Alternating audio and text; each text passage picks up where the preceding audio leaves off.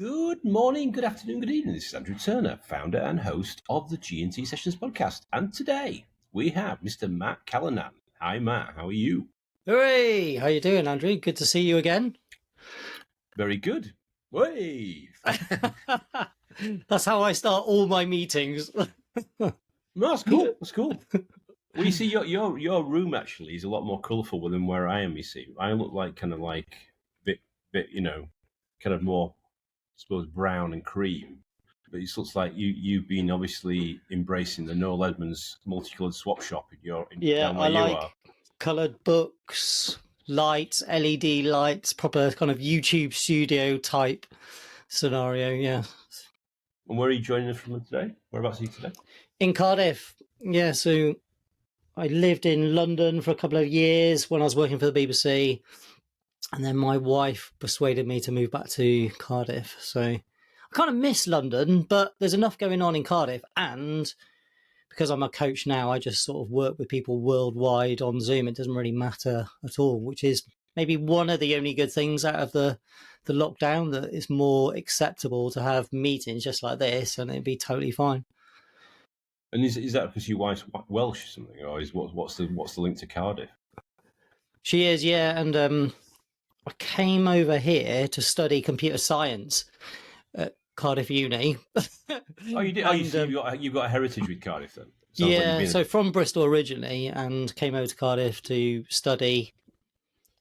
Didn't really get on with computer science, realised I actually wanted to work with people more than machines, I guess, or just programming away. And actually, they wouldn't let me change the course. I wanted to move to journalism because I was writing lots of music reviews and film reviews and interviews at that point. So most of my university life was spent writing for the student newspaper, became interviews editor, was learning how to DJ and produce music and interview people and working on the radio station and not doing much academic work, which is funny because I'm now a lecturer as well. How are you? Well, you're a lecturer at Cardiff, back at Cardiff? University of South Wales. So I do part-time lecturing as well. So I do digital marketing and marketing one morning a week for the creative industry and music business students. And they've asked me to do some training for the masters as well later this year in entrepreneurship. But yeah, I was really missing the interaction, the real in-person interaction, and this opportunity came up and it was just not many hours. I was like, this is brilliant because I enjoy teaching, it's good, and also I'm trying to be the lecturer that I never had. Because I had some awful lecturers where you're in a room of like 120 or something and you just got this person at the front who's probably been out of industry for 500 years or something. You know, some of the stuff they're talking about isn't applicable, especially in IT where it's just moving really quickly. And you've got this kind of like old dinosaur who's kind of still talking about programming languages that no one uses. And they would just lecture at you. No. and it was just like, this isn't a learning experience. This was just an exercise in like, could you copy the slides as quickly as possible? And to me, that's not like learning. And so loads of the students in those kind of environments, especially because I found out a couple of years ago I've got dyslexia. So I learn in slightly different ways. So when I'm teaching now, I try and make stuff interactive. Use video, I use sound, asking questions, asking feedback. So it feels like a more of a collaborative thing rather than I'm at the front and I'm going to lecture at you and you need to stay silent and copy down the words and pass the exams and that's it. You know, I really want to I'm invested in my kind of students' future, because one of the first things that I did that no one ever did with me, I would go in and say, right, we went around the room and over the course of those initial sessions was like, what is your dream job? What's your dream role? And I've got this massive King flip chart, which is a massive double-sized flip chart, which is absolutely massive. And we just go, right, here's where you are now. Here's where you want to be. Okay, so you want to be a producer in New York. Okay, so to some people just go, well, how's that going to happen? And what I do, and it's the same principle or the same kind of techniques that I use with all my coaching clients is just work backwards and go, right, how could you actually make that happen? What are the steps needed to get you to New York and be this producer? So you kind of work backwards and actually having that kind of interaction with the students going, okay, if that problem comes up, what do you do? All right, what are the other opportunities? And no one ever did that with me. And something like that is really handy because I think in education, they're just thinking about the subject matter and maybe the exams. And, you know, that's a really condensed amount of time. They're not really thinking 5 years down the line or 10 years down the line of this person. But if they're aware of where they need to go and potentially the potential steps they need to take to get there, you know, they're thinking about options already. And so I'm giving them, hopefully, more of a kind of well-rounded life experience that gives them the kind of tools and is more real world applicable, and giving them pathways and like a roadmap almost and blueprint of how to make their dream career actually happen and actually make it happen.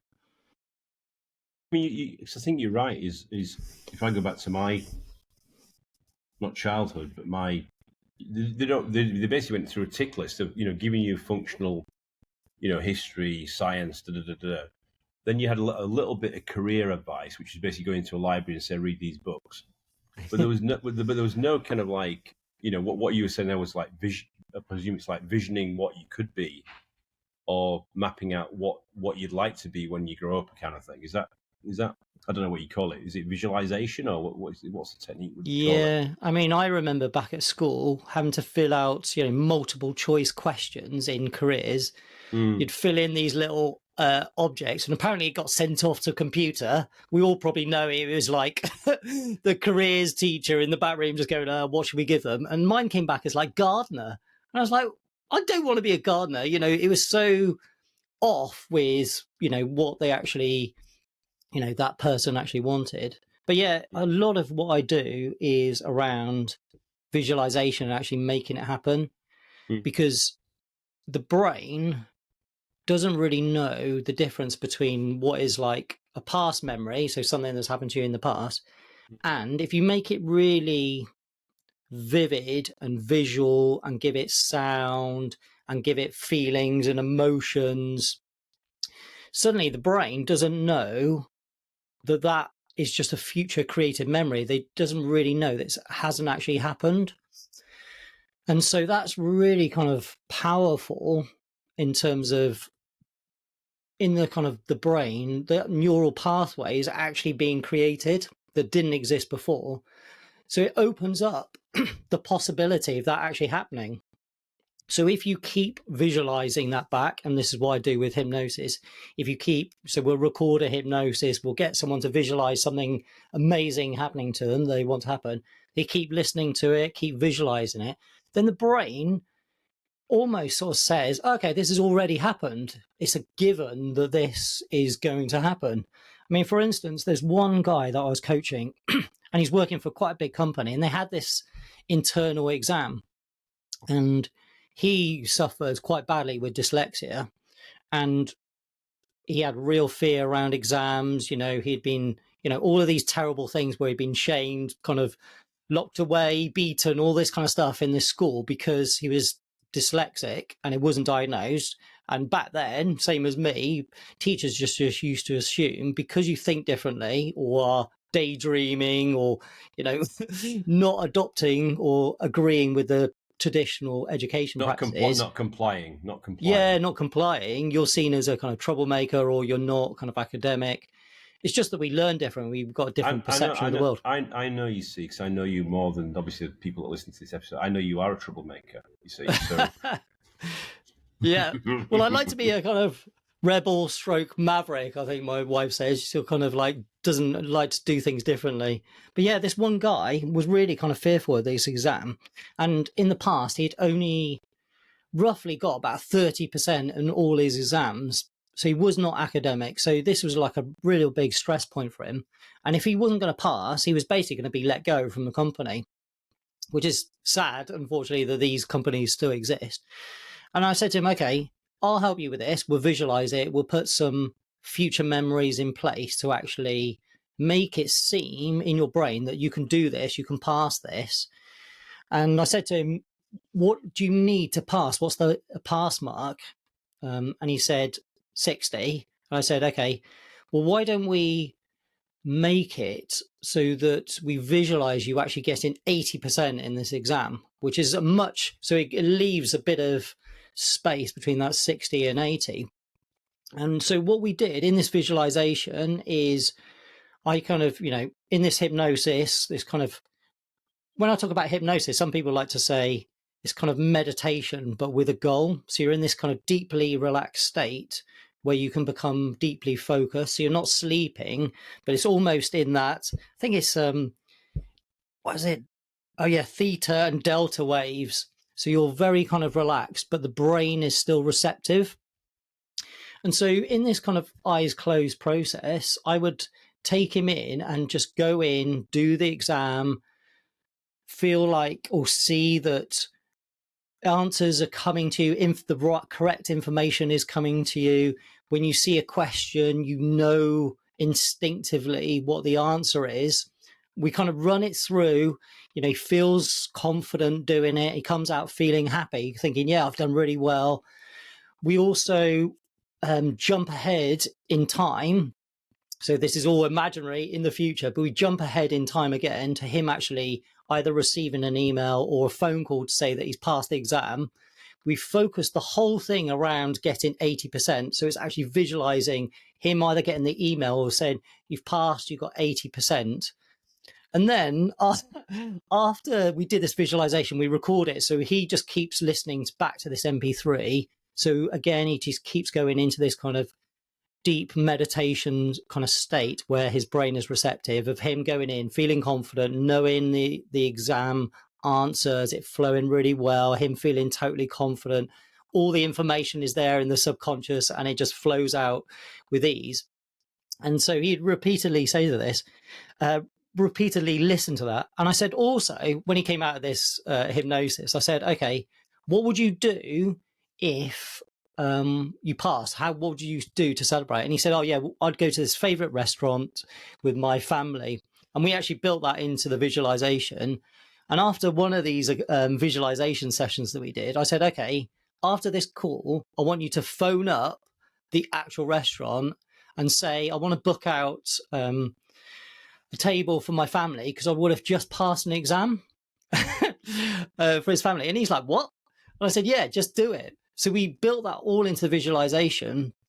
And the amazing thing was, he was just like, all right, I'll do it, just to kind of keep Matt quiet. So he actually phoned up the restaurant and said, look, I'm going to be passing an exam, so I'm going to be celebrating. I want to book a table with the family. Even though he felt a little bit awkward and a bit silly almost kind of doing it, because he just thought, what's the point in doing that? But actually, all of this is changing his perception of his brain's expecting him to pass now. He's already booked the table to celebrate. And he just like messaged me after this. I was going, went really well. Everything kind of flowed. And he said, it's almost like it played out. The reality played out to exactly how the visualization and the hypnosis that we actually did. And then, like, I think it's about a week or so later, I got a message on WhatsApp from him. He's like, I passed. I was like, brilliant. What mark did you get? So he had to get 60 to pass. And we had focused the whole thing around 80%. And he got something like 79.6%. I was like, wow, that's amazing. From someone who was heavily dyslexic, who had only really got 30% in all his exams that he'd ever done, to do that kind of jump to nearly 80% was incredible. And that just shows you the power of clever visualization, creating these kind of future memories. And it's almost like tricking the brain.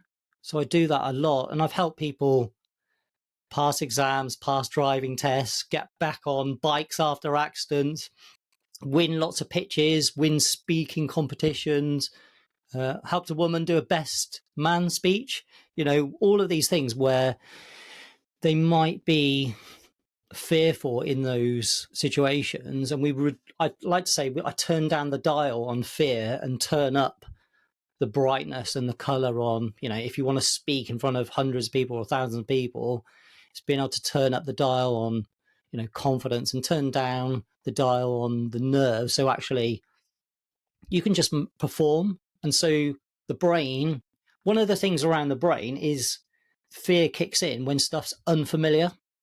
So what we try and do by doing these visualization is make the unfamiliar familiar. So the brain is going, okay, this is fine. I don't need to be worried. I don't need to have these triggers or adrenaline kicking in, which is your body just trying to protect you, because they're like, oh, it's a fearful environment. Back in the caveman days, it might have been you're going to be attacked or eaten or something like that. So there was, but we don't really need those, warning signs anymore, that adrenaline kicking in. It's just sometimes we might have had something in the past where a talk went really badly and suddenly they've got this fear attached to it, or shame or whatever, and they haven't resolved it. And that's what I use visualization and hypnosis for. It's really kind of clever way of removing that limiting belief or the trauma, and then introducing these new powerful, positive future memories that they can actually do this thing.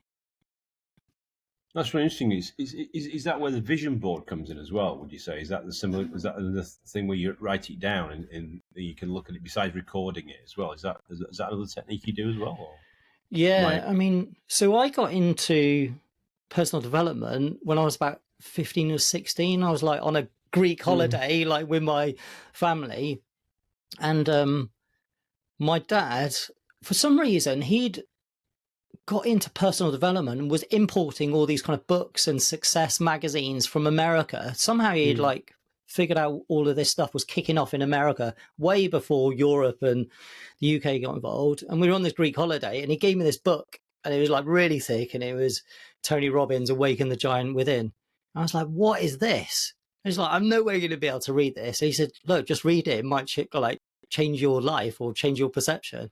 I was like, okay, kind of reluctantly, a 15, 16-year-old in between dips in the pool, started reading that. I was like, wow, this is, my mind started expanding, moved into this kind of growth mindset. And it's like, wow, okay, so you can actually influence what happens to you rather than the world happening to you, which is a problem with a lot of way.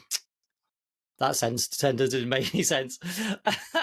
A lot of people think, they can't really control what happens to them. Yeah, there's stuff that's out of your control, but a lot of stuff is in our control. And that was like a real eye-opener. And at that point, 15, 16, I really wanted to be a DJ. And I was like, I wonder if I can put this vision or focusing on stuff that I would like to happen to actually happen to me. So it's like a vision board. I mean, it's most commonly termed as like vision board, but in Tony Robbins, like back in those days, it's like write a list of all the things that you want to achieve and stick it up where you could see it regularly, because then the brain's going, okay.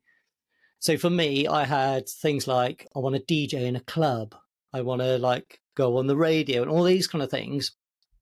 And I used that technique for years and years and years. I was like, there's no way that's going to happen. And sometimes it's, if your brain knows that you want to attract those things, you stay alert to opportunities, or you just kind of push yourself to make those opportunities happen.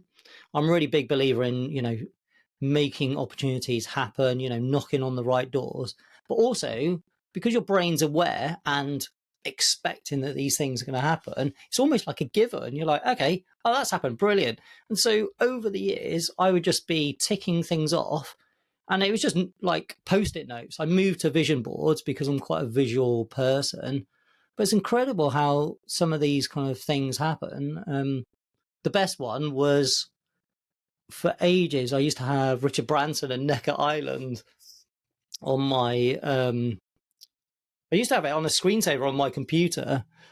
And I thought, I'd love to go there one day. It'd be brilliant. And it was like 2 years ago now, nearly. And my wife was invited out and she said, look, do you want to come along? Because we need someone to kind of film it. And at that point, I'd stopped filming. I was like, okay, I don't mind taking my camera out of retirement to do this.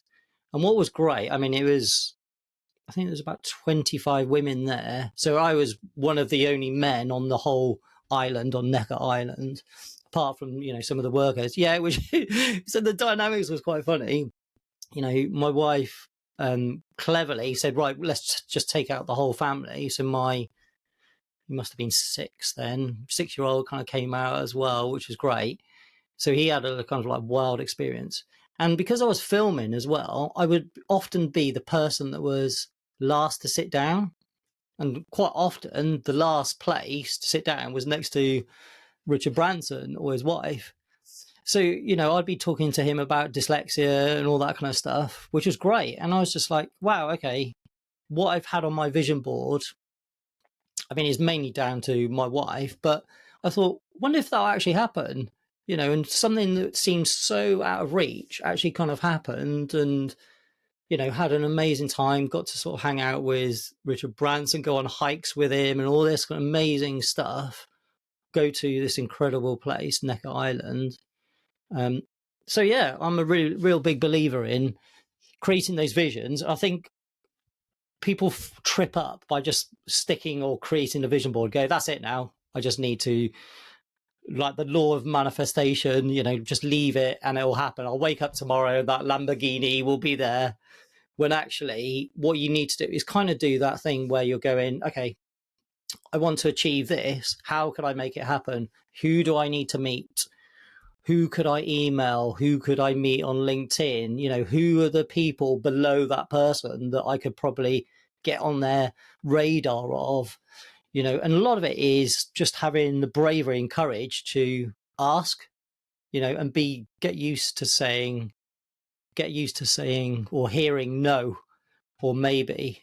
And I did a little video about this, and actually, if you ask, you've always got 3 options: the yes, maybe, and no. If you never ask, the answer is always going to be no. So it's much better to just ask, even if you feel awkward, uncomfortable, because sometimes those yeses turn into opportunities, and some of those yeses turn into life-changing moments, because that yes, sometimes when you don't know how you're going to make it happen, as in going, I'll say yes to that opportunity. I don't know how I'm going to make that happen, but actually I could, because most things you can figure out.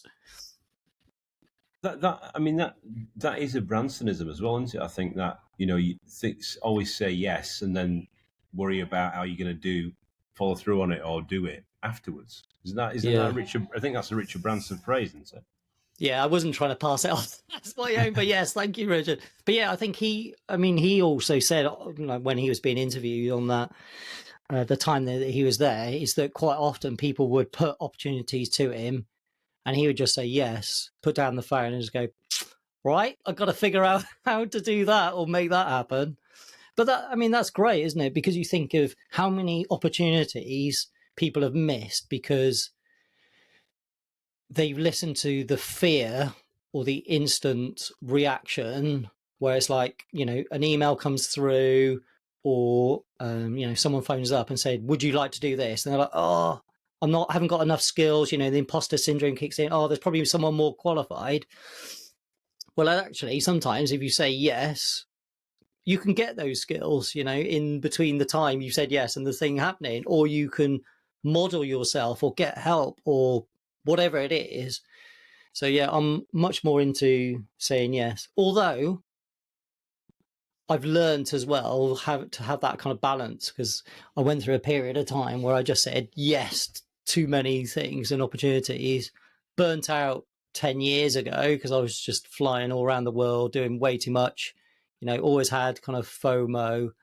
And so I've learned now to say yes to the right opportunities and things, and trying to keep that balance, especially being a dad as well. That changes a lot once you got like a little kid to kind of look after as well. You suddenly go, right, I actually have to think about someone else apart from me. You just let them bring themselves up, don't you? That's what you do. You need to have 2, and then you can let the second one just drag himself up by the first one. Yeah, yeah. I like your parenting advice there. No, it's interesting because I remember seeing your Instagram 2 years ago when I thought that looks like a Caribbean island. I said, Yeah. that's a hell of a Zoom backdrop.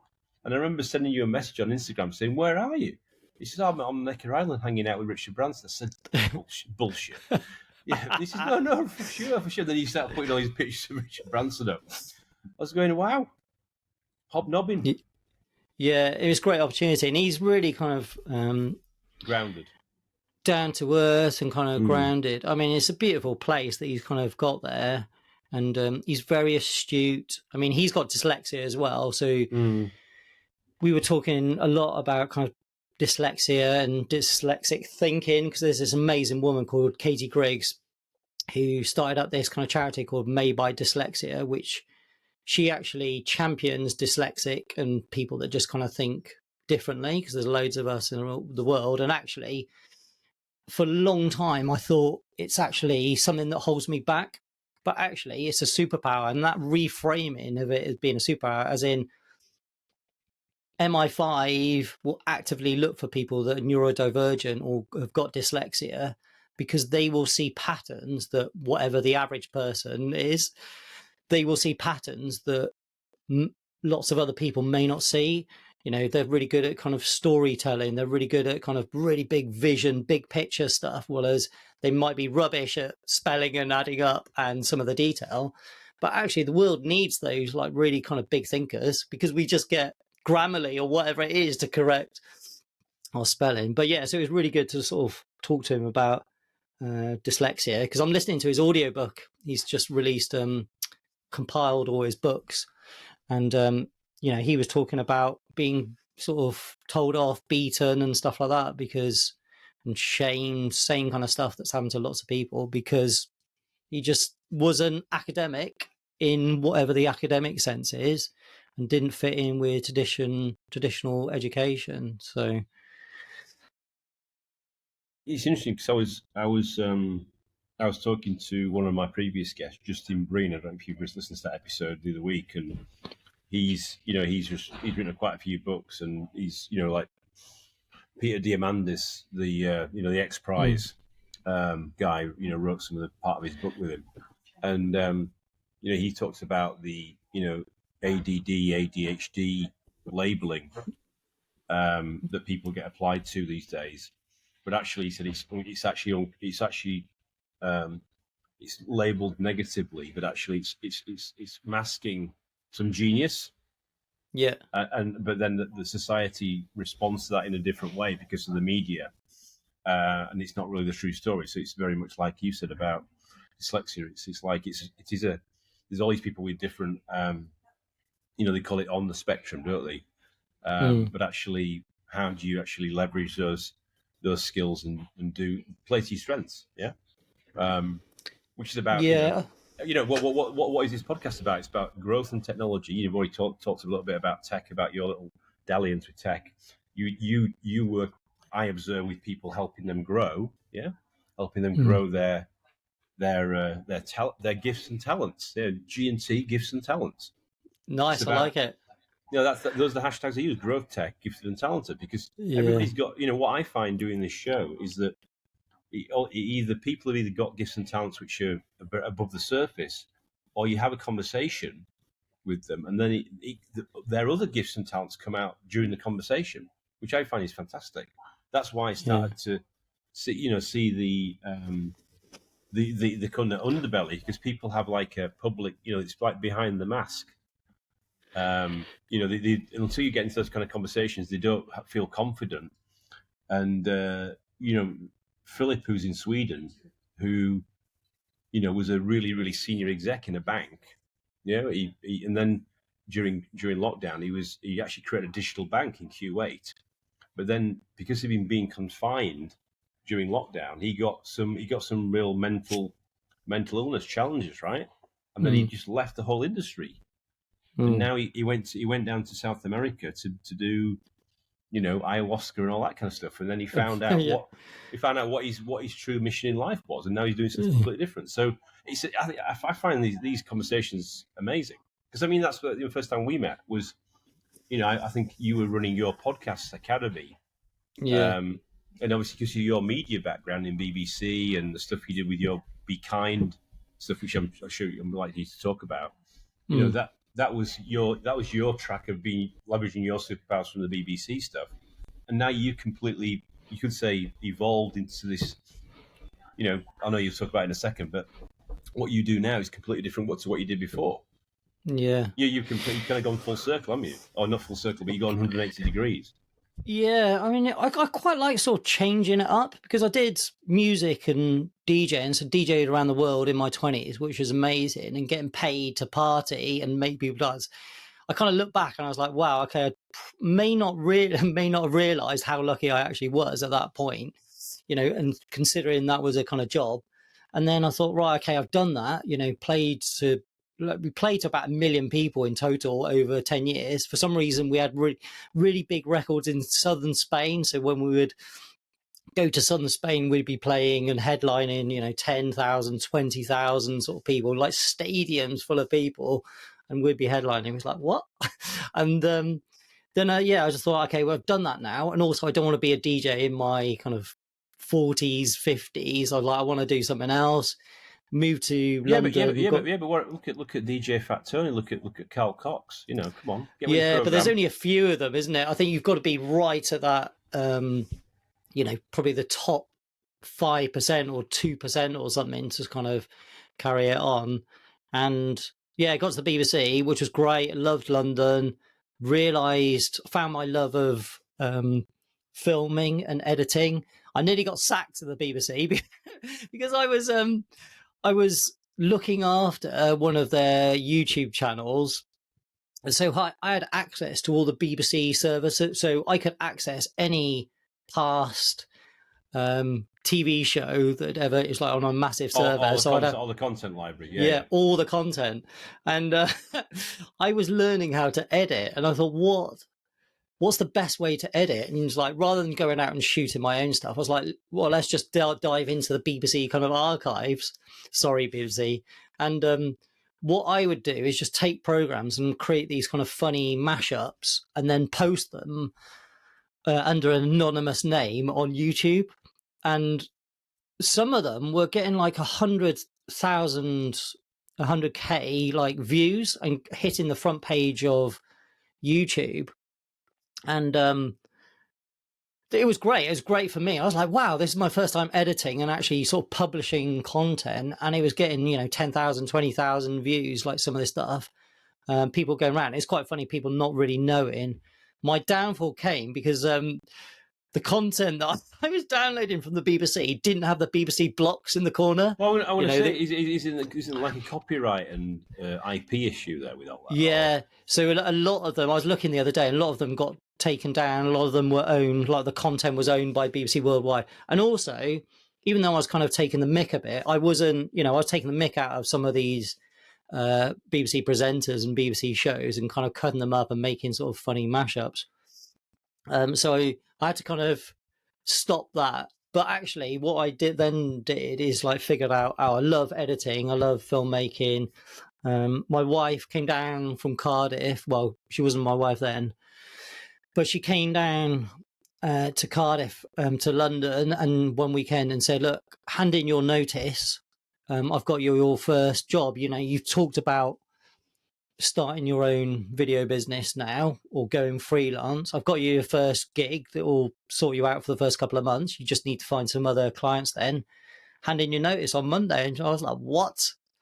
And that's essentially what I did. I was like, well, I've been at the BBC nearly 5 years now.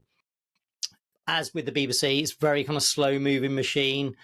And as soon as I left, of course, my learning and opportunities went right up like that. I got to sort of travel around the world and film with Branson a couple of times and all this kind of stuff, and filmed a short documentary with George Clooney in his house about making kind of positive change. All of this amazing kind of stuff. It wasn't an Nespresso advert then. It was something else. Well, we were in his house in the UK, and we were just in his kind of summer house, and his summer house was massive. There's this lovely pool out the back. And again, that was like one of those kind of like pinch me moments where certain opportunities where I'd kind of knocked on the door and then someone had contacted me, this New York agency, said, look, we know we can trust you because you've done this for us. We've got this big celebrity that we need to film for this US TV show. Couldn't tell anyone because as soon as I told people were like, oh, why didn't you tell me? I could have like carried something. It's like, yeah, if I'd said yes to everyone, I would have gone in with an entourage of like 100 people, all just carrying like one mic or one tripod or one like little thing. But that was good because actually during that filming, I was on the kind of recovery of burnout, and I was trying to find purpose as well. Like I thought, well, I've just been on this kind of treadmill of work. Like, yeah, it's great filming around the world, but what am I actually kind of doing it for? Yeah, okay, money comes in, but money was kind of going out just as fast. But I was like, I'm pretty exhausted. What am I kind of doing? What's the bigger kind of meaning? My dad had got me into filmmaking, but unfortunately he passed away at 58 from brain cancer, which is really sad. But he brought us up with this, he was always helping others. He was an electrician by trade. He was a DJ as well, so that's where I kind of got my love of music. My mum was classically trained, so I always was surrounded by music. But as we were growing up, he was always out fixing other people's electrics. We were going down to the homeless centre in Bristol and taking food and clothes. And he ran this kind of Mother Teresa group as well within the kind of church where they were bagging up loads of clothes and donations and sending them out to India. And all this was kind of happening in the living room in the house. There'd always be people around there either like helping out or collecting donations. And I grew up, I've got a brother and sister, and I think we grew up just thinking this is like really normal for a family to just, to have a dad that just goes out of his way to help others. As I got older, I realized that actually that's pretty unique. Not everyone, I'm going to generalize a lot here, but most people have got enough on their plate, as in they go to work, they come home from work, they got to deal with family stuff, and that's enough. My dad was dealing with all of that, but going out of his way to do stuff in the evenings, on the weekends, where he was helping others. And so I had this kind of ethos. And while I was filming George Clooney, he was talking about helping others. It was an American TV show about all these kind of celebs that can use their power and influence and money to make a positive difference in the world.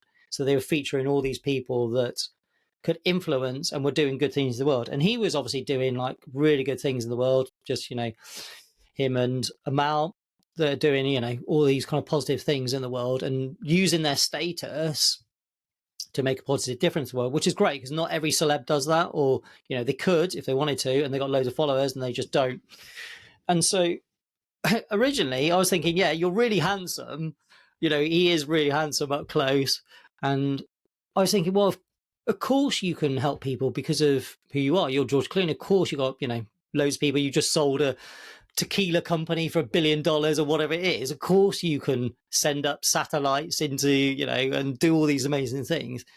But he talked about the fact that, and I was looking through the lens, and he kind of talked about the fact that actually we all have a duty.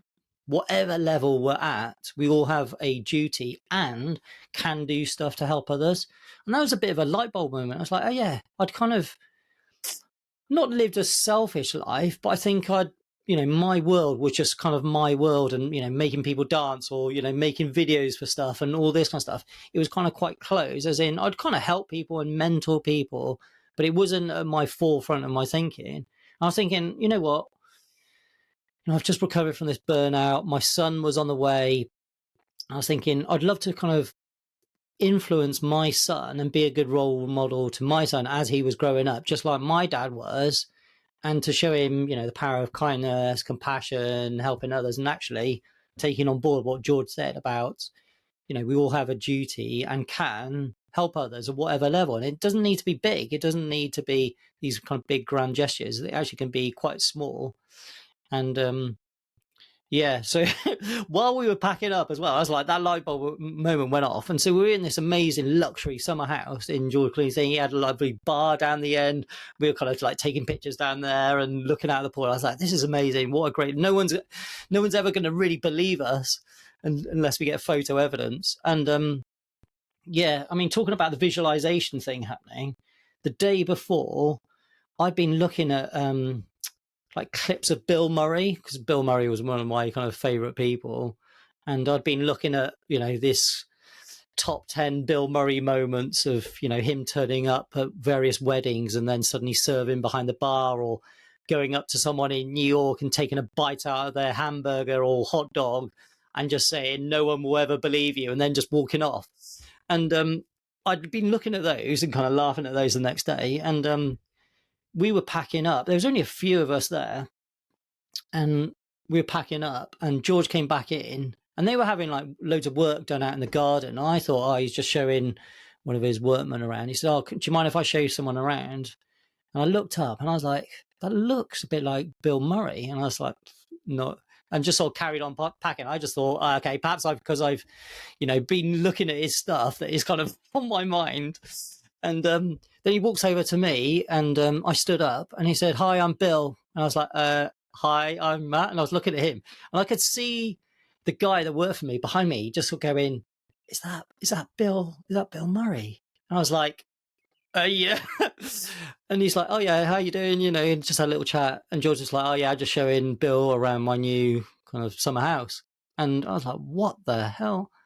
And so we left George's house, and I was thinking, God, this is really kind of lucky day. I had this kind of light bulb moment. I'd made a decision, right? I'm going to try and influence and be a good role model to my son. And I'm going to maybe lean more into kindness than I have done before. And we stopped on the way back, on the drive back, to get some kind of snacks and stuff. And I was like, feeling pretty lucky. And so I bought a lottery scratch card for the first time. And I thought, well, if it's going to happen, today is the day. And I scratched off the first two numbers. And it's one of those cards where you could win £250,000. I was like, it's going to happen. It's like a given. I was like really certain in my head. Scratched off first two numbers, like 250K. You had to match three numbers. Kept on scratching off. I was like, okay, no more 250Ks. But I actually won 20 quid. I was like, okay. I was driving back thinking, okay, I've had this really fortunate day where I've met, some really powerful celebrity type people, been in their home. I've met my film hero, and I've won 20 quid. And I thought, perhaps this has all happened for a reason. And so I think it's about a week or so later, I thought, right, I've got to do something good with this 20 quid. I'm not going to spend it on myself. I'm going to go out and do something good with this 20 quid and just sort of pay it forward and pass it on to someone else. And there was this big issue seller, and I used to sort of occasionally buy him lunch and sandwich when I was popping into one of the supermarkets. And I remember I had this 20 quid, and I was like, pack away your magazines, your big issue magazines, which is like a magazine for that the homeless sell, and they kind of buy it for £2 and sell it for £4. So that it's actually, they're micro entrepreneurs, if you kind of think about it, which is great. Rather than begging, they're actually, providing a service or providing a magazine in exchange for money. And I said, look, pack away your magazines and come into the supermarket. Went around the supermarket. I said, let's fill up your basket. I'll pay for it. Came to about 50 quid or something, put the winning 20 quid towards it. And outside, he just gave me this massive hug and this big kiss on the cheek. And he just kissed me on the cheek and said, my brother, like tapped his heart. And I was like, God, I've done something fairly simple. It hasn't cost me loads of money. Haven't really gone out of my way. Hasn't taken up loads of my time. I feel really good. He clearly feels really good. And I was like, right, I need to do more of that. And that became the start of We Make Good Happen, which was originally a father-son project where we were just going out. I was like trying to demonstrate to my son and document actually doing really kind of simple things like clearing up for the neighbor's garden or helping someone with shopping or, buying the homeless like food or giving the big issue seller an umbrella when it's raining, all these kind of little things. And we started doing little things in the community, and more people just wanted to get involved. And so it developed from like a father-son project to teach him about compassion and kindness and helping others into helping others. And that essentially led on to me coaching, because even though I trained as an NLP coach, did hypnotherapy and business coach, all these kind of things, I really enjoyed helping others and just realizing that everyone has potential and skills, like you were talking about, Andrew. Sometimes they're under the surface, under the radar, and or they're hiding, or they, fear of, if they step into their true potential and use their real skills, something bad's going to happen, or they're going to get judged, or someone's going to talk about them, or what happens if it fails, all this kind of stuff. So that's the thing I love about coaching now, is helping people tap into their full potential, seeing their true skills and opening them up and saying, look, actually, it doesn't matter if you try these things out and it messes up and fails. It doesn't matter. No one's going to remember. No one really cares apart from you. It's much better to go through life, I think, having great opportunities, tried new things and tried new experiences, rather than being at your deathbed and just going, I really wish I'd done that or had the bravery to do that. So yeah, that's what I love doing, is helping people. I love when people win. I love when I get messages going, I've got that dream job, or they give me that pitch money, or I've got that investment, or, I did that presentation to 500 people, I've got really good feedback and they've booked me again. I love that. That's the thing that kind of lights me up, is helping and witnessing other people win and having full, colourful lives where it's even better if they're making a positive difference as well. So yeah, I tend to lean into helping people that are making a positive dent in the world and, making the world a better place to live in. So I was going to ask you, so what is that? What do you call that? Is that a life coach? Is that a transformation coach? How is there a label that you call it, or a title? Because it's kind of like, it's quite a big industry. But I know. Well, one of the questions I've got relates to what's over your right shoulder, which we'll cover in a second. But what? Because obviously, there is I know maybe some people that listen to this episode, there is a perception about certain things. Yeah. And I suppose it sounds like there's still a big need for this, because like we touched on a bit earlier, the education system in different countries doesn't really address this, does it? It kind of like kicks you out after you've done your exams and you go, yeah. And if you haven't got parents or somebody senior in your life who maybe has been down that path before, or can get back as a mentor or a guide, some people get lost, don't they? And I suppose, is that the gap that you're filling? You're kind of helping them to kind of, you're unlocking them, and you're helping them to get their shit together, so to speak, to say, okay, you're here today and you want to get to here, and but then actually, help them visualize what they could do, but also the steps to get there, and make them accountable. Is that kind of that's exactly it.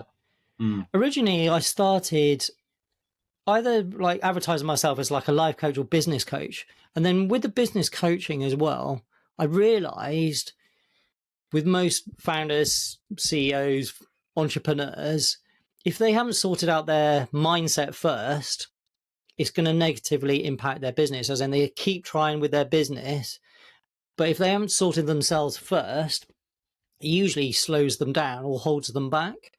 So I found that way more satisfying to work with people and just going, right, let's sort out your mindset first, get them to remove any sticking points or friction that might be kind of holding them back. Sometimes it's trauma, sometimes it's, more often than not, is sometimes things that might have happened when they were younger, like might have been stood up and shamed and they've got a limiting belief in place. We remove that first, sometimes with visualization and hypnotherapy. And often it's because language is so powerful. If you keep telling yourself, I'm rubbish at this, I'm never going to be able to do that, that's impossible, chances are you're true. Well, as if you can go, actually, I'm okay at it at the moment, but I can learn to be better. If you start talking to yourself, you're like going, all right, I may not be the best, but I'm going to give my go and I'm going to find my confidence and bravery and I'll improve and get better. And one day I might be a master at this. All of that, how we speak to ourselves is so key, because there's so many people that speak negatively to themselves that hold them back. As in, there's a saying, my wife, who's also a coach and she's been a coach for much longer, is like, you need to get out of your own way. Most of the time, it's only you that's the block. As in, whether you can or whether you can't is totally up to you. They're both true. You know, I think it's like, is it Henry Ford? He kind of said that. Yeah, I mean, it's interesting because when I was at Tesco, we had this leadership course, and they talked about mind talk. You know, where you kind of your mind kind of spirals out of control, and it always makes the next iteration of that spiral to be worse. You know, if this happens, then this will be a result of it, and if this happens, then this will be a result of it, and basically this thing about, if you're in a role that's a senior role, your ultimate embarrassment of, you're going to lose reputation, you're going to lose prestige, you're going to lose your role, you're going to be fired.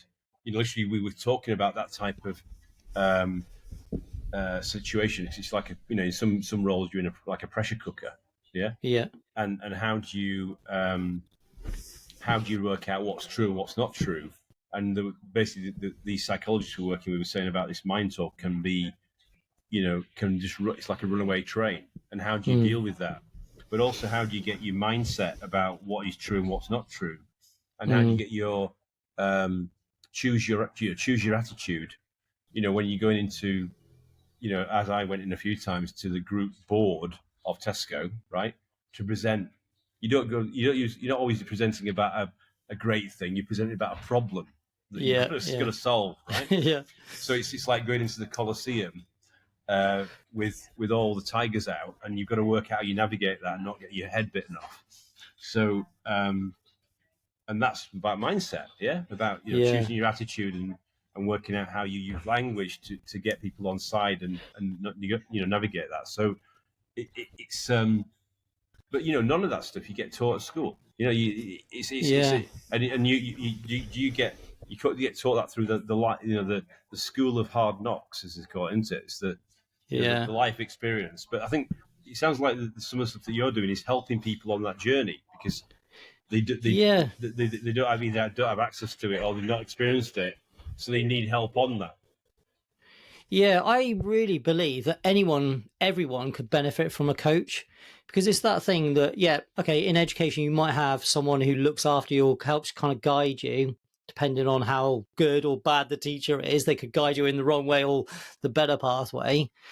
Whereas when you're out in the real world as an adult, you haven't really got anyone. You might have a partner, but again, that's going to be slightly biased. You haven't got anyone to talk to and bounce off ideas, rarely. And also, if you're at the top of a company, as in you're the founder or CEO, who can you talk to? You can't really sometimes go down, because then it's like, oh, am I going to be judged because I'm dealing with these issues, or I don't know the solution to this? Well, sometimes it's much better to go to someone who's completely impartial, who's neutral. It's all done in confidentiality, that you can bounce off ideas, talk about their fears, resolve them, and help them find solutions so they can do it in a totally safe space. And the other thing is, most problems are quite common when we're talking about the human state and emotions and fears and stuff like that. So I've dealt with hundreds of other CEOs and founders, probably with very similar problems. And that's always good when you can sort of say to them and say, you know what, I've had another coaching client who went through exactly the same thing. This is what we did with them to solve that problem. And so it's having someone that they can speak to in confidence that can help them see the bigger picture. Because there's this saying that when you're in the frame, you can't see the picture. So it's kind of like having, those blinkers on the horses. Your perception of the world or what's around you is really limited. Whereas someone like a coach, like myself, can give them a different perspective and see from the outside. So if you're in the frame, you can't see the whole picture. And also you've got biases going on. your map of the world is kind of slightly different. And what I help do is unlock those kind of perceptions, change them, take them sometimes into a growth mindset if they haven't got it, and just go, look, let's play out this scenario. What's the worst case that will happen? And quite often, I learned this from sort of Tim Ferriss as well, is he will like look at opportunities and then map out, go right to the end and go, what's the worst that will happen? If this goes really badly wrong, what's the worst that will happen?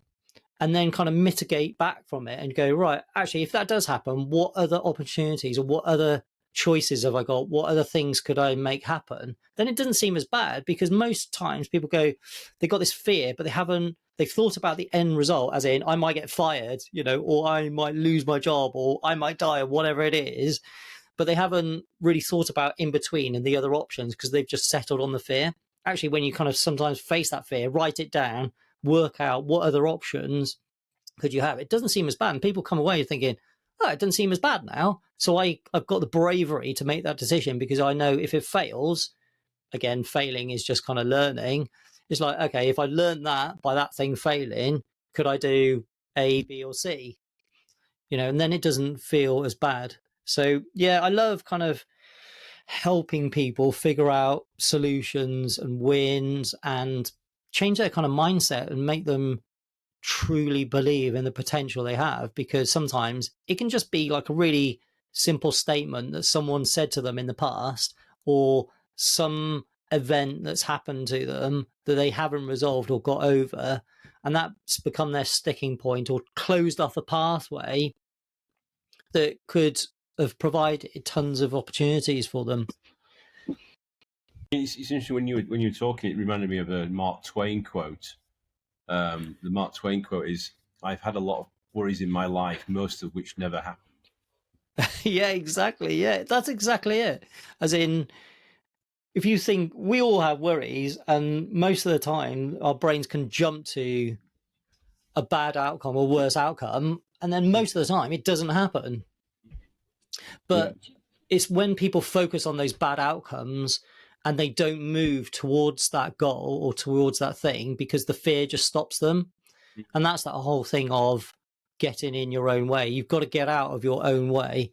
And sometimes most people can't figure it out for themselves because they're in the frame, so they can't see the picture, which is why they need someone neutral and external and who's got skills in this that can, and who's worked through loads of other similar problems that can help kind of guide them.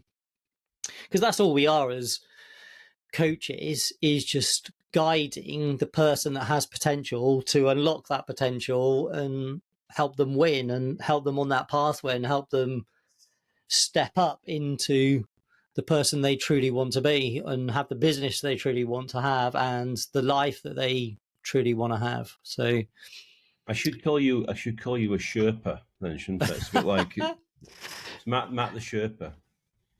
yeah, I mean, that's essentially what it is. Like there is one company I know that has like internal Sherpas, actually, that is essential coaches that work within the company to help, people at all levels stay healthy, have a good mental health, good well-being, and keep them aligned with the company mission while making them kind of step into their true potential and, realize that the skills that they actually have could be real benefit to the team or the management or the company. Just a quick question, because I mean, obviously, I don't know if there's a range of. Do you find that there's certain ages of people or certain industries that people have worked in, or is it really? Are you find it's the challenges you talked about, the problems you're trying to help people to solve? Is it across all age ranges and all industries, or all kind of walks of life? It's a I won't say it's a disease, or is it a phenomenon that affects anybody? That's what you're saying. Because you said the thing about everybody needs a coach. It's kind of like I mean, I don't know, what is it, 8 billion people on this planet or something like that? I mean, that's a lot of coaching. That's a lot of people to coach. And yeah, I think the problems are really common. So sometimes I don't need to know their industry inside out to help them. As in, there's lots of companies and businesses that I just, like I was helping a woman in the property industry out in Portugal, didn't know the Portuguese market, didn't know the property industry, but the things that she was stuck with was so common, were like super common. It's just normal states and emotions, giving them the same kind of tools and techniques and tailoring it to her environment and the way she kind of works. And then she was flourishing, you know, even though I didn't know anything about that kind of property market, you know, with a couple of tweaks and just going, oh, why don't you start calling up some old clients or some other people and just starting conversations? And it's amazing, like, you know, some of these like simple things that I think are quite sort of straightforward. Again, because she was in the frame, she couldn't see the picture. I was like, why don't you try this? Try this. And that's what I always try and do, is just move people gently, always coach with kindness and just move them gently. You know, sometimes I'm pushing them out of their comfort zone, but I try and do it gently. So there's these micro steps. And she contacted me after like making these suggestions, going, look, why don't you just start ringing up a few people each week, set a time and just start contacting, you know, those people that are on your LinkedIn, that are on your email list. Just phone up and just have a conversation and say, you know, what's happening with you? You know, you're not doing any kind of sell. And she said out of that generated quite a few new possible contracts. And she was talking about like $1 million or €1 million type contracts. You're like, wow, okay. Just from that kind of one hour conversation that we had, where I could see something that she wasn't doing, or, you know, it got lost, you know, or back on the back burner. Or you're making her accountable as well. You were, because she wasn't making herself accountable. You were asking those. Maybe you're asking those questions in your kind style about. Yeah. This seems obvious that you're not doing X or Y or Z. I don't know if that's. Yeah, accountability is a really big one. As in, it's something. The stat is something like you're 90% more likely to do the thing that you say you're going to do if you're accountable to someone. Most of the time, if you're trying to be accountable yourself, you can always find an excuse not to do it. There will always be 10, 100 other things to not do that thing. So actually, accountability is massive, as in moving people forwards, because sometimes people are like, oh, I feel like I've got homework. I never use the word homework with my coaching clients. They're like, all right, I've got these 3 things to do, and we book in the next time, which might be in 2 weeks, and so they know they've got to try and do those 3 things, even though some of the time they may not even kind of like some of those things, because it's like, creating a bit of friction. My example, which I'd actually do, I'm not doing it now, but I might restart it soon, is I was doing CrossFit for 6 months last year. And we literally started at 5:30 in the morning, and there's 8 of us in this pod or wad or whatever you want to call it, and or this box. And literally, you know, the first time you go, you're completely embarrassed, right? Because you're just completely hopeless at everything. Yeah. But then obviously, as over the weeks go by, then you get new people join, and you feel like a pro in comparison. You know, you're just like, yeah. But because you go through the actual pain barrier together, the actual community and the spirit and the vibe that you get from just surviving that hour of torture, right? Yeah. But actually, I've been the fittest I've ever been. You know, it's unbelievable. The actual doing CrossFit is pretty expensive, but it's actually very, very rewarding. But that whole thing about, you know, if you're trying to do all that stuff by yourself, then you probably wouldn't get to where you want to get to. But actually, there's this kind of psychological pressure of, you know, you're doing, you know, just like squats and medicine ball, doing, you know, 100 burpees, and you've got a woman or a man next to you and they're doing the burpees as well. It's just, it pushes you further forward. So it's that kind of visual, visual accountability and I mean, that's the thing with group coaching. Yeah, I mean, that's the thing with group coaching. If you're in a group and, you know, everyone's kind of moving forwards, or people don't want to be left behind, and that kind of keeps them moving forward. The other thing that I like doing as well is on the coaching call as well, I'm like, okay, if we know that reaching out to this person might open an opportunity for, I'm like, okay, let's do a voice note now while we're on the call. And people are like, what? Or send them an email now. And they're like, oh no, I'll do it after. I'm like, no, let's do it now. Because again, if they're busy entrepreneurs, that'll just, with some people, they'll, not out of decision, but, out of their choice, but they'll just forget about it, or it'll go onto their list, their to-do list. And, in 2-3 weeks, it may not have happened. Well, sometimes, and the beauty of doing that as well, is that sometimes with WhatsApp and voice notes, if they're like, oh, just reaching out, just wanted to see if you wanted to do this, or quite often they'll get a response while we're on the call, which is amazing, because they're like, oh yeah, he's agreed. And they're like, oh, why didn't I do this sooner? I'm like, yeah, this is exactly why you're having this coaching call, because you need someone to see the opportunities and actually get you to do the thing that you need to do, but just haven't done. That's all it is. Yeah, it's what I'll call, what is it? We can rebrand it. It's a VKYB service. It's a virtual kick your butt service. Yeah. Yeah, I like that. Yeah, and I think it's also get the domain name. Yeah, I'll have that. .com. VKYBRUS.com. Yeah. I mean, yeah, I mean that's essentially what it is. As well as sort of dealing with kind of problems from the past and giving them kind of tools and techniques, and helping change their perception of what's possible. Because suddenly they'll start stepping up and they'll up level, and they're like, oh wow, I didn't realize that I could get to this level, or this would happen, and I feel great, and I got this opportunity. Yeah. And then you just help them step up, and then maybe over the course of a year, you're like, wow, okay, I didn't, totally different person, where they're happier, they got more joy in their life, they might have doubled or tripled their income, all of this kind of stuff, and they're like, wow, okay, they got better relationships, all this stuff, and you're like, great, I'm really glad I called out to you, Matt, or send you an email and booked the call. Because that's the other thing I think with coaching is, or having a mentor, sometimes people, sometimes I think a shame in asking for help. I think Americans are a bit more ahead of us, same as the personal development space, especially like English people, sometimes males, I'm going to generalize a lot, women way more, they seem to reach out for help a lot easier, which is why there's probably 3 times as many female coaches, because they just find it easier to ask for help. Males, though, it's almost, oh, I need to sort out this problem myself, or why am I shouldn't be feeling like this. I'm going to go into my man cave and sort this out myself, or hope that it goes away.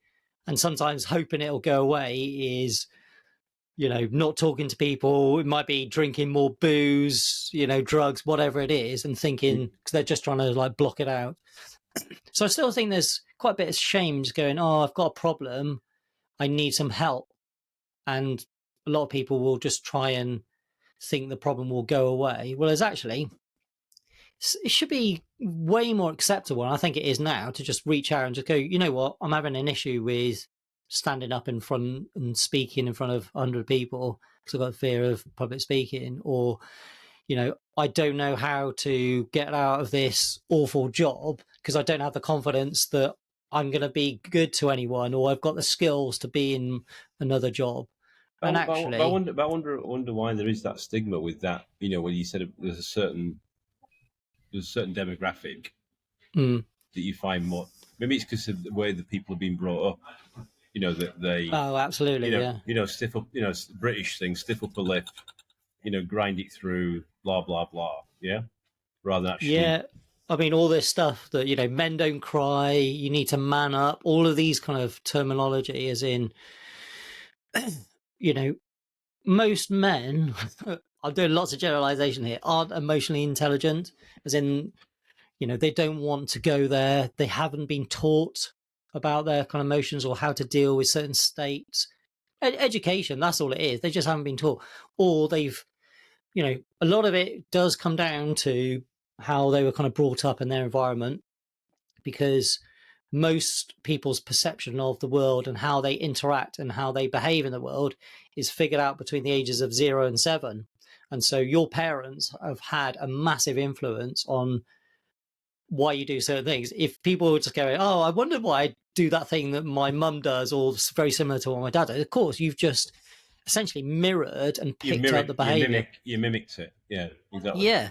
So, of course, unfortunately, in some environments where, there may have been an absent parent, or someone was alcoholic, or, there was abuse, or, whatever was going on, they have to then deal with all that kind of trauma. And, they might be acting out behaviors unknowingly in their subconscious because that's how they've been brought up. But it's then knowing that, one, the brain, neuroplasticity, we can change our behavior, we can create new neural pathways. And sometimes that's what I help.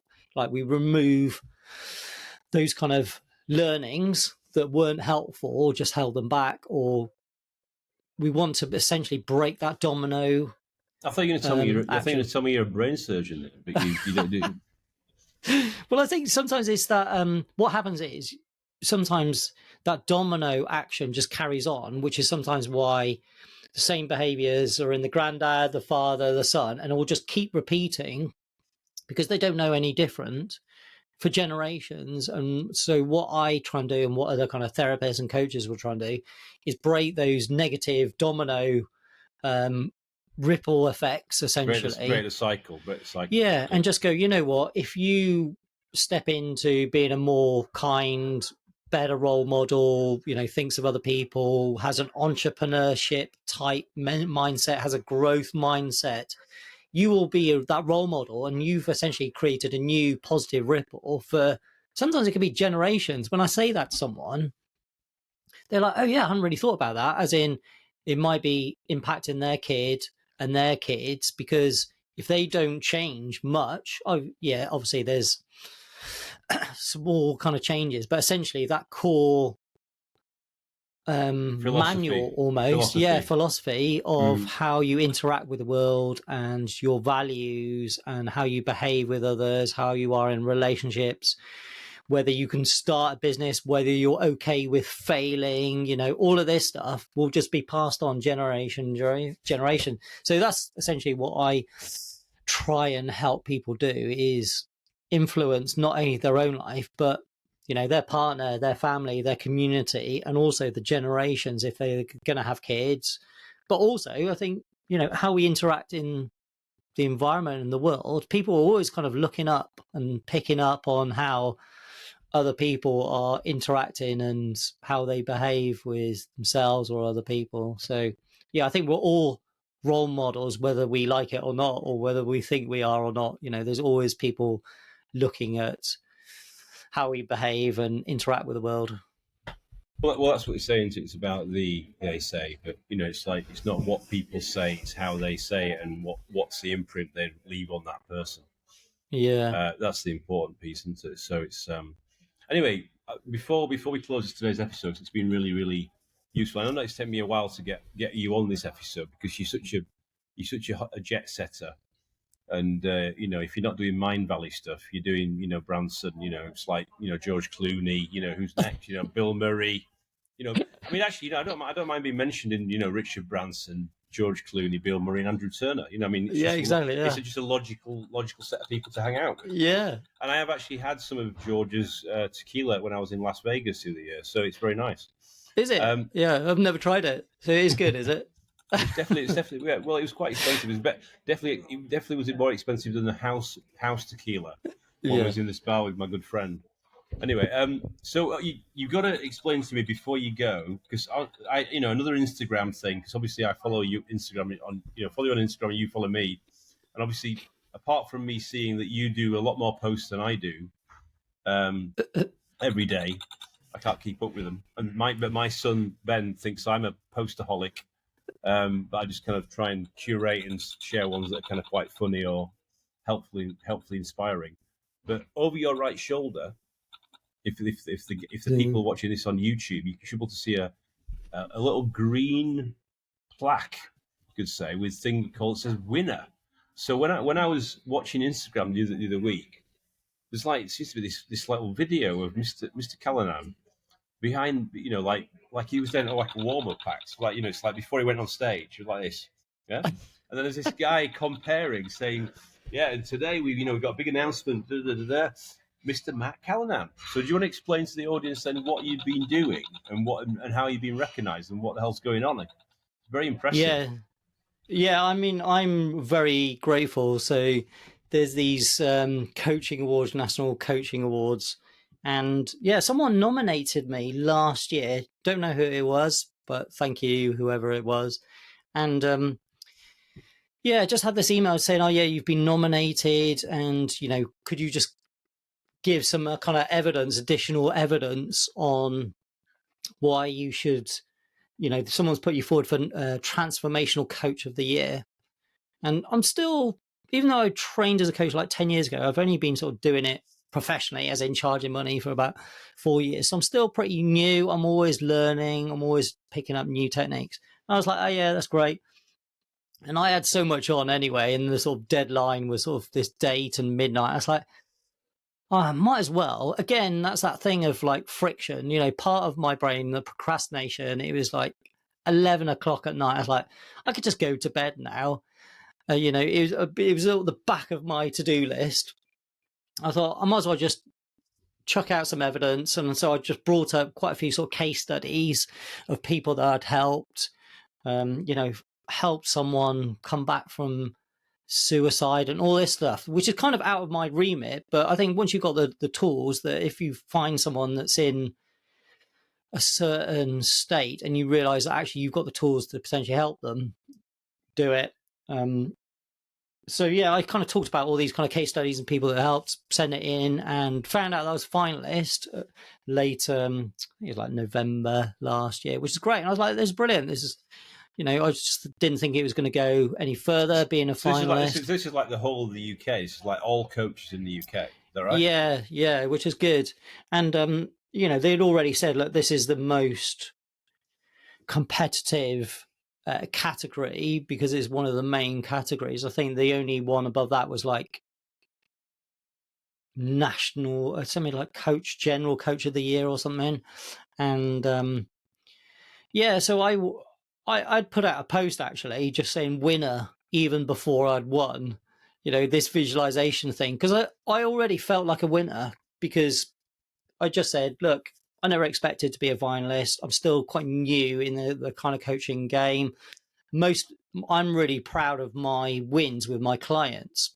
So actually I do feel like a winner, whatever happens. And I put out a post just saying winner. A lot of people just, how people skim social posts were like, congratulations on your award. It's like, I haven't won yet, and so this was a day before. And I thought, well, I might as well just sort of go up as well. And I'm not a fan of, wearing kind of fancy. It's a good question. That Instagram post I saw, that was actually though on the day when you actually got awarded the award. That wasn't the pre. Yeah, post. No, that was the actual winning award. And okay. Yeah, and I was debating whether to kind of go and actually kind of go along. And they actually said, look, you can wear trainers. And that was the tipping point for me. So I wore, black black jeans, my trainers and a shirt. And I walked into the room and everyone else, pretty much like 95% of the room were all dressed up in like, tuxedos, black DJs, smart stuff. I was like, wow, okay, I kind of stand out a little bit. Part of me was secretly glad because I was like, that's my whole ethos, is like, I want to be different. My biggest fear is being average. And so I was like, okay, well, at least I'll just have a nice bit of content. So I was just kind of filming. My wife was filming me. I didn't know. And yeah, I mean, I was up against a load of all women. And I thought, there's no way they're going to pick a bloke as well, because that'll look really bad. So I was just like, I might as well just enjoy the meal. But yeah, so I was awarded Transformational Coach of the Year, which was amazing kind of surprise. I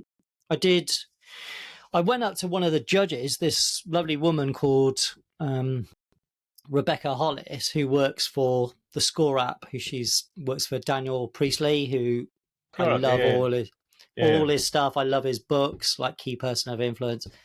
And I said, oh, you're on the judging panel. What, how did certain people win? And because I've never really gone for an award or anything before. And she said, actually, the thing that really worked for people is like, yeah, people can say, I'm the best coach in the world, or, I'm a really good life coach, or I'm a really good business coach. But she said, if you don't back it up with any kind of evidence, anyone can make statements like that.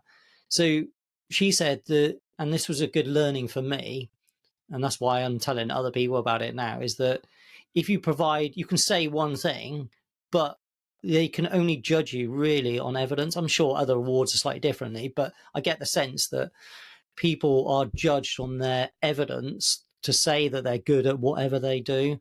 So that's the thing. It's like always be collecting evidence, testimonials. I'm always speaking to my coaching clients going, okay, you had that win. Can you, sometimes it's random WhatsApp messages that they'll send me and I'll screen grab them. I'm always saving really good feedback because all of that is really kind of useful as case studies on your website, helping, your next coaching client get a sale, all this kind of stuff. So yeah, always collect evidence and case studies and get video testimonials, speak to your clients afterwards, whatever industry you're in, and just say, look, would you mind giving us some kind of feedback? Sometimes it's you want more constructive rather than just going, Andrew's amazing, because you don't really learn anything from 100 Andrews is amazing other than you're good at your job. Sometimes it's good like going, what could I do better?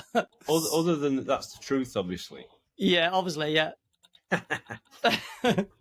Yeah, I think it's also collecting those testimonials, going, what could I have done better? Sometimes you don't always want to hear that, but I think that's the only way you're going to learn is, when I'm lecturing as well, I'm often speaking to my students because it's a new thing to me. I only started in January in official capacity. It's like, what would make the lessons better?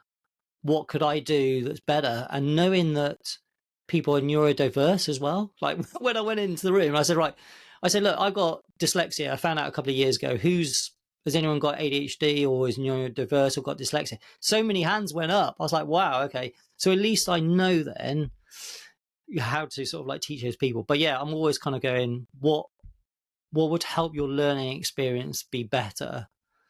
How would you take on the information better? What could I do? Do you like more videos?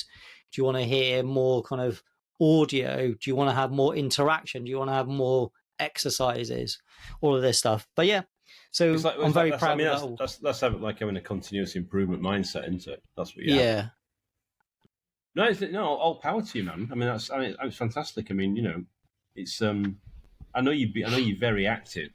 And I think in that introduction they did, with the compare, it wasn't me, by the way. It wasn't me comparing that show, but maybe in the future, if I visualize it. But I think what they were saying as your introduction was saying, because of the amount of effort you've put in, because the things that you do. Oh, here we go. Wow. The people who can't see. Also got a nice little trophy thing here as well. See, so. You have to get a bigger bookcase. You have to get rid of those books and all those awards you can have on there. So, to wrap up today's episode, apart from Matt showing us his awards from his very special, colourful, multicoloured, it's like Matinee's technical library shelf. How do people get hold? How do people get hold of you if they want to know more about Matt Callanan, or Prof C, as I'm going to call you now, Professor Callanan? Yeah, so the easiest way, because my surname is really hard to spell, is one-to-one-matt.com. So it's number one, as in 121matt.com. Just keep it super simple. Oh, is that what you do? Is that what you got that in the domain name, one-to-one-matt.com? Oh, cool. Yeah, because hardly anyone can spell Callanan. They sometimes spell it incorrectly with GH. It's Irish, but GH is more common. Callahan. Callahan, I think I sent it to Callahan before, many years ago. Yeah. For a while, and I kind of did this as a bit of a kind of marketing funny thing. I once had the longest domain name possible. I actually had I got my domains with GoDaddy, and this the operator one time was like, "Can I ask you about this domain? I've never seen such a long domain name on our database." And basically, I'd looked up and thought, what is the longest domain name that I could actually have? So I had Matthew Callanan at Callanan and just added in as many ANs as I could. And it was absolutely humongous. I can forget how many kind of letters it was. And then I think it was .international was the longest instead of .com. So I had this massive domain name. And I would, at the end of presentations, I would say, oh, yeah, if you want to contact me, it's like Matthew Callanan at Callanan. And it just went on and on. It was ridiculous. And that was quite good. I never had any emails sent through. I wonder why. But it was quite good as a marketing angle because no one could spell my surname. So I was just like, right, let's just make this even more ridiculous as it is. Hence why I try and make it as simple as possible for people to find me with this one-to-one matt.com. That's MATTT, presume. Yeah, MA. So it's number 121 Matt MATT.com. Yeah. Cool. Well, it's been a wonderful, wonderful journey with you today, and I do thank you for coming on the show. That was been lovely to talk to you, Andrew. Yeah, really enjoyed it. Well, it's been Professor Callanan. Sorry, no, Matt Callanan. I'll take Professor. Go on then. Well, you know. I'm not saying. Well, yeah, but based on what we said about the lecturers, you see, maybe you're the new type of professor. That is one thing that I do. You know, when you have to fill out forms, I will do the drop down and either choose doctor, professor, and so randomly, my wife will like go, "Have you got another letter here for Professor Matt Callanan or Doctor?" You know, take the titles where you can. I say. That's good. Good call. And I look forward to watching some other Instagram story that actually is celebrating what you've achieved. So, yeah, no, thanks for being on the show and thanks for sharing all your stories and also some really good tricks and tips. So I think everybody needs some help along it. I agree with you about everybody needs to think about what kind of coaching they can get. And I think depending on what stage they're at, they obviously have different types of coach. But all power to you, mate. All power to you. And thanks very much for coming on the show. It's a pleasure to have you on the show. Thanks very much. And that was Andrew Turner, founder and host of the G&T Sessions podcast. Hooray! See you all soon.